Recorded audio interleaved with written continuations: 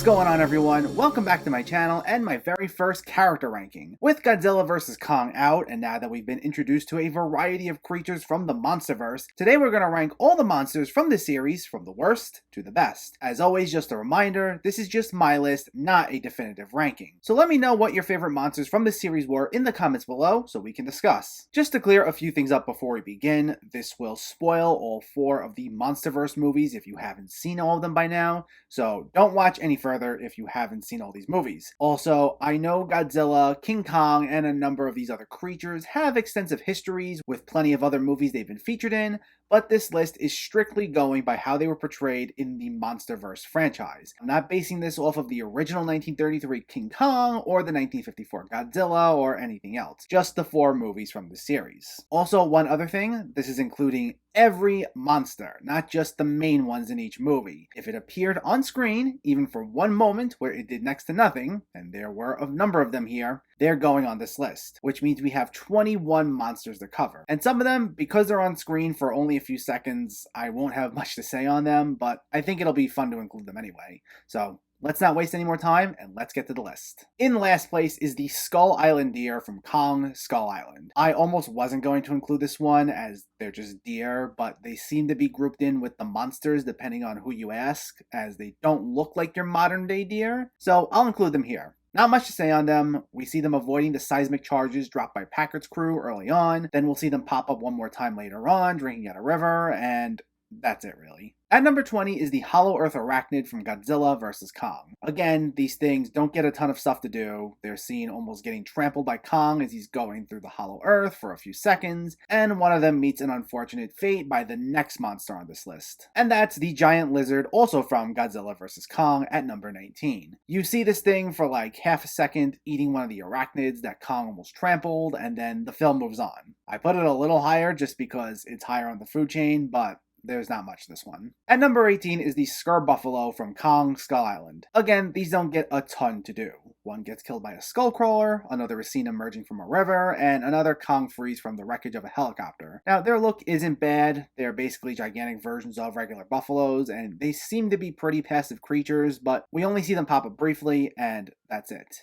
At number 17 is the Behemoth from Godzilla, King of the Monsters. This one is essentially a cameo. It's awakened by Ghidorah and goes on a rampage in Rio de Janeiro, destroying a few buildings before Godzilla defeats Ghidorah, and then it's seen at the end acknowledging Godzilla as the new King of the Monsters. Its appearance looked cool, as it's basically a giant woolly mammoth that can do some serious damage. It's low on the list though because you basically see it for a few seconds, sometimes through computer screens, and then concedes to Godzilla by the end, though had we seen more of it, it probably would have been higher on the list. At number 16 is Sela the giant spider from Godzilla King of the Monsters. This is another cameo appearance, its role very similar to the Behemoth. It gets awakened by Ghidorah, destroys an oil rig, and then later concedes to Godzilla as well. This looks like it's pretty durable and can take some damage, with the spiky tips on its legs also being something not to mess with. Again, it's low on the list because it's seen very briefly, and part of the time it's through computer screens. At number 15 is Methuselah from Godzilla King of the Monsters. This is yet another cameo, with the exact same role as the Behemoth and Sela. Though this looks like the most interesting of the 3, having a rock formation that allows it to camouflage, while also being a little more durable. It does some damage, but once again, it's low on the list because of how briefly it's seen. Now that we've gotten those out of the way, the rest of these should be a little more interesting. At number 14 is the Mire Squid from Kong Skull Island. This is another one-scene creature, which is literally just an abnormally large squid. It's seen when Kong is drinking water from a marsh when it attempts to ambush him, and it moves pretty quickly, and had it gone up against something else that wasn't Kong, it probably would stand a chance in a fight, as it seems pretty stealthy and its long tentacles can easily subdue just about anyone. However, it chose to go after Kong, who disposes of it pretty quickly and makes a meal out of it. At number 13 are the Hellhawks from Godzilla vs. Kong. We see these creatures in Kong's Hollow Earth Fortress, where they get awakened by Godzilla nearby, and then they proceed to attack Kong and the humans, swooping in and picking off a few of them before getting scared away when Godzilla's atomic breath bursts in. They're pretty bare-bones looking creatures, resembling giant vultures, but they manage to do some damage, reducing the numbers of the human crew. So while they're not as interesting looking as some of the entries lower on this list, they get a higher spot for at least having more to do. At number 12 are the Warbats from Godzilla vs. Kong. These are more flight-based creatures that attack the crew, this time as they're making their way to Kong's fortress. They're much bigger than the Hellhawks, looking more like giant flying snakes, and they have more endurance in them as they manage to withstand a few hits from a ship's missiles, and these would have been much more of a threat for the humans had it not been for the fact that Kong was there to dispose of them quickly, but these are definitely something you wouldn't want to mess with. At number 11 is the Spore Mantis from Kong Skull Island. This is another one that's only seen for like a few seconds, but it at least gets way more to do in the very little time that we saw it, so I think it's one of the more underrated of the monsters. One of the military crew members named Jack Chapman encounters it briefly, and it does try to kill him, though it then flees when a skull crawler appears a few seconds later to eat Chapman. And this one's actually cool as it has abilities like camouflage, and it can move at quick speeds, plus it also has pretty thick skin, so when Chapman tries shooting it, literally nothing happens. So had this been in the film for more than a minute, it probably would have cracked the top 10, but because it only has one brief appearance, it sits at number 11 here. At number 10 are the Leaf Wings from Kong Skull Island. These are similar to the Hellhawks in a way, but they get to do a little more here and have more intriguing characteristics. They work in packs and have a similar role where they'll swoop in and pick people off, and they also have the advantage of camouflage, so they'll appear at some of the most inopportune times, at one point disrupting the characters celebrating a victory, taking one of them away, and tearing them apart. So that makes them a bit more unique in my mind. They pop up briefly in King of the Monsters and Godzilla vs. Kong as well, but their roles are nowhere near as big there. At number 9 is the Mother Longlegs from Kong Skull Island. Now, while this creature is only in one scene and probably isn't as strong as some of the creatures lower on the list, this resonates a lot more with me for just how well done it is in its one scene, and how the threat of it is effectively conveyed. It manages to trap Packard and his men between its legs, impaling one of the soldiers and then dragging another, and there's a great sense of claustrophobia felt as everywhere the men turn, they're quickly met with one of the spider's sharp legs trapping them in. However, that winds up being the creature's big weakness. Now, had this just been a random creature that tried fighting Kong, it probably would have been disposed of quickly and would have made it lower on the list. But for the way it was used here, surprising the human characters and leading us to believe that more of them would be done for, it deserves a spot in the top 10. At number 8 is Rodan from Godzilla King of the Monsters, and from here on out are all monsters that have a substantial presence in each of the films. Now, I know Rodan is a beloved staple of the older Godzilla films, and if I was looking at everything, maybe he plays higher on this list. As far as his role in King of the Monsters though, while he's a substantial part of the movie, he's also a secondary villain more than anything. He's seen early on battling Ghidorah, who quickly overpowers him, and then we also see him wreak havoc at various points, destroying some Monarch jets that try attacking him, and those moments are all cool, but his best moment comes towards the end, where he's battling Mothra and briefly has the upper hand on her, pinning her to a building before she incapacitates him. Now, we don't see him in Godzilla vs. Kong, though hopefully that will change if they continue the MonsterVerse, but who knows? At number 7 is Mothra from Godzilla King of the Monsters. Now, I said in my review of that film that the only downside as far as the monsters go there is that Mothra's seen the least of the main four. We see her in the beginning, and then she's in a cocoon for like half the movie until the end. So I was a little disappointed there. But whenever she is on screen, it is pretty cool, especially her fight with Rodan at the end, where she utilizes her hidden stinger to get the upper hand on him. And her sacrifice at the end, where she transfers her energy to Godzilla as she's dying, was also a nice act. So she really has some great powers at her disposal. I would have just liked had she been utilized a bit more. And like Rodan, we'd probably be having a different conversation if I were also including her past appearances in the classic Godzilla films. At number 6 is Mechagodzilla in Godzilla vs. Kong. So this starts out as a creature first controlled by the company Apex, but then it becomes the main antagonist when King Ghidorah's consciousness takes control of it, and it goes out to battle against both Kong and Godzilla. This thing might be bulky like Godzilla, but it moves much quicker, and it gives both Kong and Godzilla runs for their money, easily overpowering Godzilla,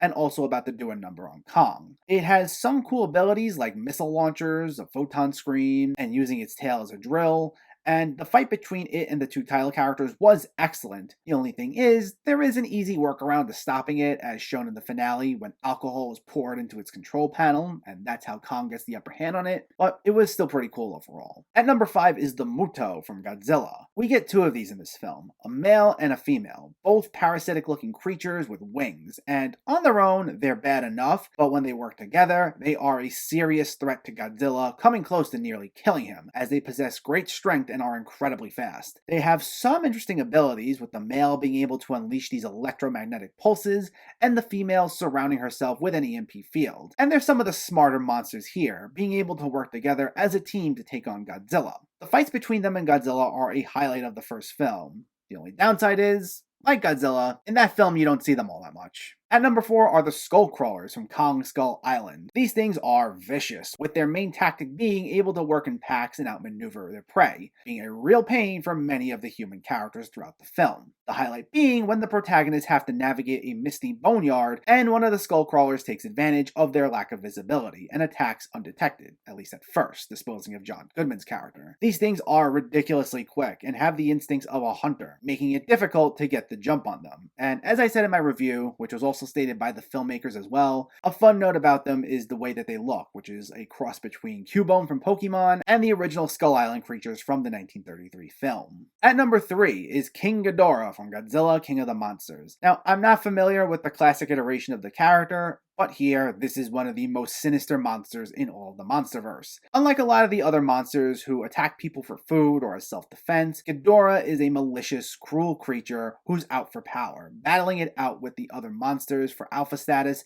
and summoning others to cause destruction for him. This thing was nasty, and its powers are something to behold, being able to regenerate its decapitated heads, drain energy, conduct electric currents, and use energy blasts to attack. And it can take one of the biggest beatings of all the monsters out there. I know I've said a lot of these monsters are pretty durable, but even against other monsters, it takes a lot to take it down. And because of that, the fights between it and Godzilla were the highlights of King of the Monsters. So it comes down to our two main characters, King Kong and Godzilla.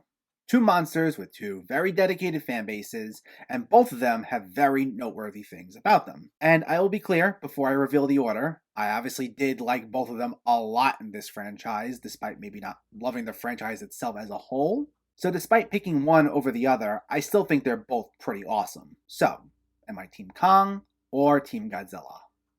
Well, my number 2 is Godzilla. Now, Godzilla, the way he's portrayed here, is awesome. There are many great moments I can list off, from when he breathes his atomic breath into the Muto's mouth in the first movie, to his pummeling of Ghidorah in King of the Monsters, and so much more. He's also especially great as he's able to live on both land and sea, and he can fight easily in either environment. His powers are also pretty solid, with the aforementioned atomic breath being one of my absolute favorite things about him. He's quick, he has heightened senses, plus he can release radioactive energy. So anytime he went at it with any of the other monsters, it was truly a sight to behold. Plus, that roar is truly one of the best things. If I were to include everything about him from the older films, I'm sure I'd have a lot more to say about him, and he might have even made it to my number 1. Though while the way he's done here is still commendable, King Kong is still my number 1. Full disclosure, I've always gravitated more towards Kong to begin with, mainly just because I've had an attachment to the character from the original film and the Peter Jackson version, but that's not even what I'm basing this list off of. Even the way he's portrayed strictly in the MonsterVerse, I think it's a little more well done. Now, I will concede that his powers might not be as interesting as Godzilla, as basically he's just ridiculously strong, he can swim well, he can climb, and so on. Which are really cool to see in action, by the way, whenever he fought against the Skull Crawlers, or the Squid, or Mechagodzilla, or Godzilla himself. But I think what sold it for me was how Godzilla's more of a territorial type, who eventually comes around to people by the end. But Kong was always more of this protector, who kind of always cared, and you see he can be reasoned with. You see that a little bit in Skull Island, where Brie Larson and Tom Hiddleston's characters see him for who he truly was on their own. But what sold it for me was how he's able to communicate with the young deaf girl through sign language at various points in Godzilla vs. Kong, and how it's through that connection they form that convinces him to help Godzilla out during the fight with Mechagodzilla in the end. As I've said a million times, you don't go to these movies for deep character development, and the MonsterVerse isn't a series that's looking to be deep, but when you have just that one little hint of emotion there, and it allows someone, even if it's a CGI monster, to feel more like a character,